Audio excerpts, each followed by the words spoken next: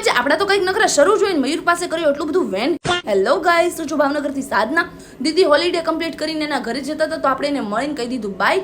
Finally આપણા શોરૂમે પહોંચ્યા તો આપણે ભૂલી ગયા હતા માયક. શાબાશ બેટા. ને મયુરને બિચારાને મોકલવા પડી આપણે માયક લેવા. માઇક લઈને આવ્યા અને આપણે શૂટ શરૂ હતું ને શૂટની વચ્ચે આપણે કાંઈક ટ્રેન્ડ ફોલો કર્યો. ટ્રેન્ડ ફોલો કરીને બધાને બાય કહીને આપણે નીકળી ગયા ઘરે જવા માટે. અને ઘરે જવા નીકળ્યા તો હું તો મયુરને મસ્તી કરતી હતી. મયુરની મસ્તી કરતાં કરતાં મયુરને કીધું મારે આમાં બેઠું છે.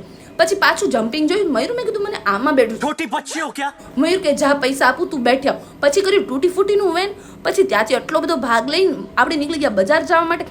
બજારમાં જોયું તો આ ફ્રૂટ હતું પણ મને આ ફ્રૂટનું નામ નહોતું આવડતું પણ ખાધેલું હતું એટલે આપણે લઈ લીધા અને ખરીદી લીધું. પછી આપણે નીકળી ગયા બેનપણીને મળવા માટે. બજારમાં આવ્યા હોય તો એને તો મળવું જ પડે.